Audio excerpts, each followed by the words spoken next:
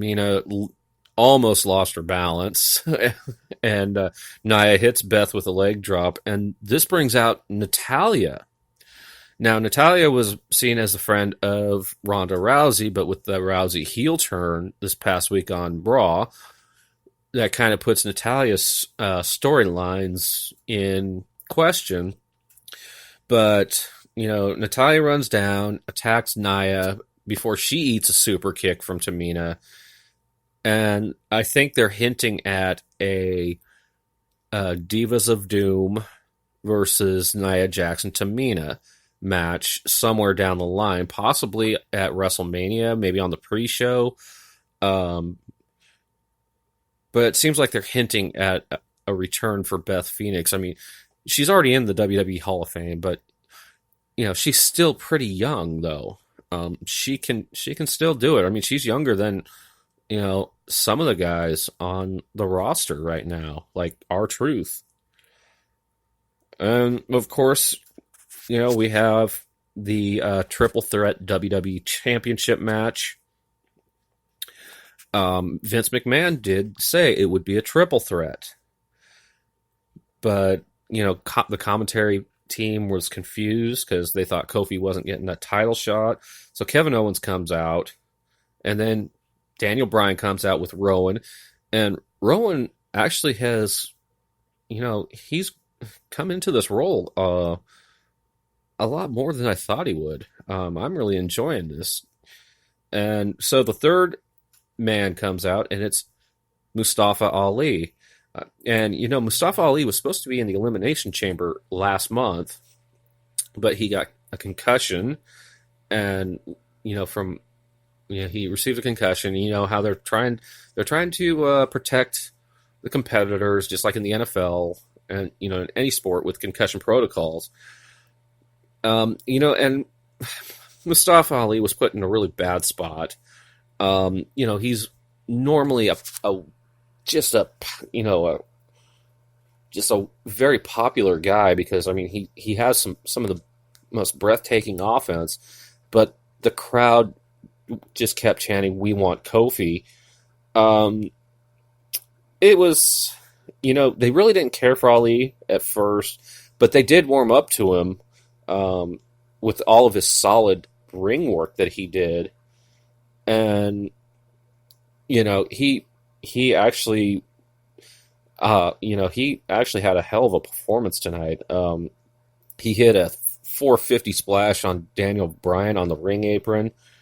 And then at one point, Rowan gets on the apron, and both Ali and Kevin Owens are taking turns super kicking Rowan. And, Ali gets a hurricane run on Rowan into the ring post. And at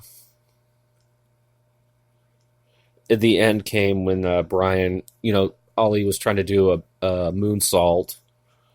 And Daniel Bryan nailed him in midair with his running knee strike to win the match. So I think we are just scratching the surface here with Mustafa Ali. But where does Kevin Owens go from here? Maybe, if Sami Zayn does return this week or whenever he returns, we might see a match between those two. And of course, we come up to the Charlotte Flair versus Becky Lynch match. If Becky wins, she advances to WrestleMania. And you know how wrestling matches are determined. It's either a pinfall, submission, countout, or disqualification. And they played it off as Becky having the hurt knee and the hurt arm from last Monday night. And Charlotte is just toying with her and having her way with her. And eventually Becky gets the disarmer on her, and then Charlotte rolls through, gets the figure 4 on her, and she's trying to bridge to the figure 8 when Ronda Rousey comes to the ring and punches Becky right in the body. And then she just calmly backs up against the ropes. The ref asks her what she's doing, and the ref calls for the bell. The reason was she's The story is she plays by her own rules now, and that she wanted Becky Lynch to be in the match at WrestleMania all along. So it is now official that it's Becky Lynch versus Charlotte Flair versus Ronda Rousey for the Raw Women's Championship at WrestleMania. And you knew it was going to happen. I mean, because Stephanie McMahon kind of let it slip last week. But it is what it is. Elias is coming back, comes out for his third appearance, insulting Cleveland when Lacey Evans comes out. And, she interrupts, walks out, poses, then heads to the back. Typical Lacey Evans moment. Elias seems confused by this when all of a sudden, out of nowhere, he eats an RKO from Randy Orton. And that's been the whole motif with Randy Orton hitting the RKO out of nowhere. But we weren't done there. All of a sudden, you see AJ Styles on the apron, and he does his phenomenal springboard phenomenal forearm on Randy Orton. Well, apparently on the pre-show, he said he was going to get Randy Orton sometime during this evening. So we got, Elias hit with the RKO, and then Randy Orton hit with the phenomenal forearm. And then the main event was the Shield reuniting for one last time. Roman Reigns, Seth Rollins, and Dean Ambrose versus Baron Corbin and Bobby Lashley and Drew McIntyre.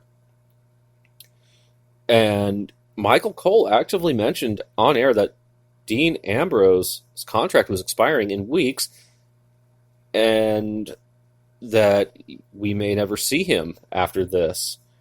So we'll find out if this is going to be another one of those CM Punk things where he signs the day of the event.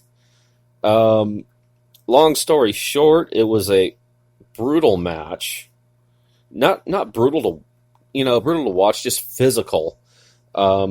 This was Roman Reigns' first action in the ring, as an active competitor since his announcement in October of his leukemia. And he hit all of his signature moves. In fact, he hit some that we hadn't seen in haven't seen in a few years, like the drive-by kick. And of course, at the end of the match, towards the end, there's the standard brawl into the audience. Ambrose jumps off something at Lashley and McIntyre. They catch him. Then Seth Rollins dives off of he dove off of a barricade from the 200 or 300 level. I'm going to say it was probably the 200 level of the Cleveland Arena, and took out Lashley and McIntyre.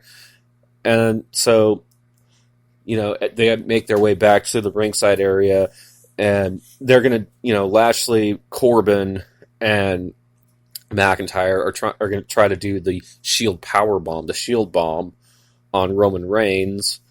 But, there's only one. There's one, and then there's imitators, and then there was the one that happened. Ambrose attacks McIntyre, shoves him into the barricade. Lashley tried to slam Rollins into the table, but Rollins evaded the slam and hit the stomp, which took Lashley out. And it ended up being McIntyre taking a Shield bomb through the table. And then at the end of the match, we saw the classic Shield, Shield story. The one guy is in the ring while the three members of the Shield surround the ring. And it was fitting that they did the triple powerbomb on Baron Corbin to end the match, because that was the last time that we probably will ever see, the Shield in action as a team. But other than that, it was a pretty good show. We are officially on the road to WrestleMania now. We have 2 matches confirmed. No word yet on if The Undertaker will appear at WrestleMania this year or not. We'll find out in the weeks to come. But as of right now, he's performing at Starrcast 2 the night that Ring of Honor hosts their event at Madison Square Garden. Ring of Honor and New Japan host an event at Madison Square Garden. Probably the first time in decades that any company not owned by a McMahon is performing at Madison Square Garden. So that's a big deal. But his status for WrestleMania is in question, but we'll find out. But that's about all I got for you guys tonight. This is a 2-part episode.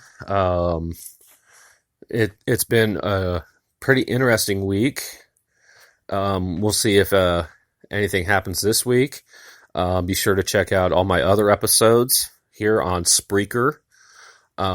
Check out my Facebook, my Twitter, email me with suggestions. I was hoping to have my first interview today, but unfortunately she's been in and out of the hospital, and I'm patient, and I cannot wait to have an interview with her. So get well soon, Miss Sugar, and I guarantee you we will have that interview for you. But